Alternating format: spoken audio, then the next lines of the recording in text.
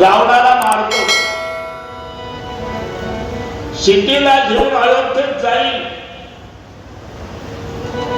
पहिली माझी माय कौशल्या राजवाड्याच्या बाहेर येऊन कडकडून बिलगून रडून पहिला प्रश्न विचारला, रामा काय आई? 14 वर्षापूर्वी तिघजण गेलता नारे वनवासा. हा, दोघच नवरा बायको आला बाबा. अरे माझा लाडका लक्ष्मण कुठे आहे? माता कुसतील रघुनायका, कोठे रे पुत्र लक्ष्मण लाडका, तव हृदय बसल धडका, येते काय वदो. फक्त फक्त आईसाठी, आईसाठी उठ. सगळे वानर रडू लागले, प्रभूजी रडतात, लक्ष्मणाला कवटाळून मांडीवर डोकं.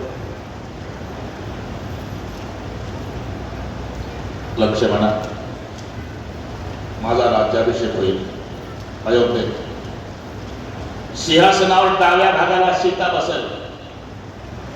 वसिष्ठ गुरुजी कुंकुम तिलक करून आरती ओवाळत आमचा नवरा बायकोचा राजा राणीच्या रूपात जय जयकार करतील अयोध्येचे लोक. राजा राणीच्या रूपात बसल्यावर भरताची बायको मांडवी येईल, सिंहासनाकडे उभी राहून नमस्कार करेल ना. मी माझा उजवा हात वर करून तिला आशीर्वाद देईल. मांडवी सौभाग्यवती भव.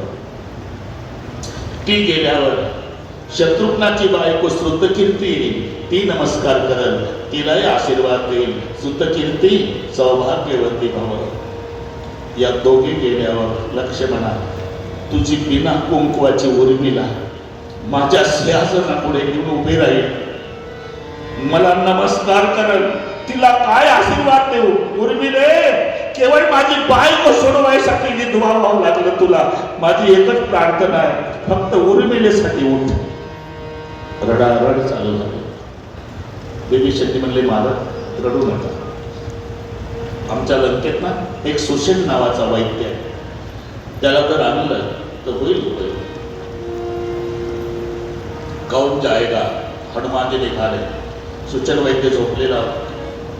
हनुमानजीने विचार केला, याला जर जागा केला, हा कायद्यावर बोट ठेवणार आहे आणि मग कायदा सांगणार आहे की पलीकडच्या पार्टीचं कोणी मेलं तरी आम्हाला औषधोपचार करायला येता येत नाही, आमच्या रावण सरकारचा कायदा, असा कायदा सांगायला.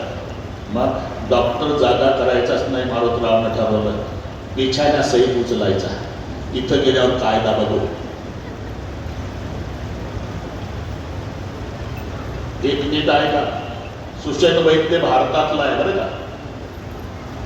वालीचा सासरा आहे हे नातेगोते माहित नाही म्हणून सांगावं लागतं. तारा त्याची मुलगी आहे, ते ज्योतिष्य शास्त्रात निपुण आहे आणि हा वनस्पती शास्त्रात.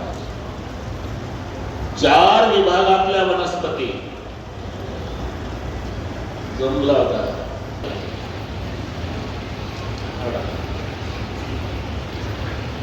उचलणार बिछाण्याचे पुन्हा डोक्यात आलं, घोटाळा होईल. हा म्हणणार आहे आपने बहुत जल्दबाजी की, पूरी दवाई तो घर में रखी.